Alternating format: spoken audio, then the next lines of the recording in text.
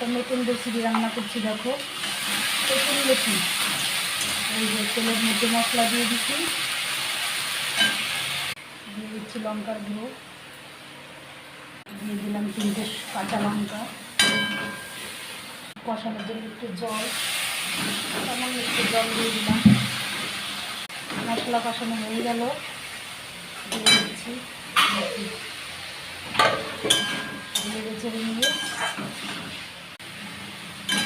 দেখো নেড়ে চেড়ে নিলাম, আর একটু জল দিয়ে দিলাম।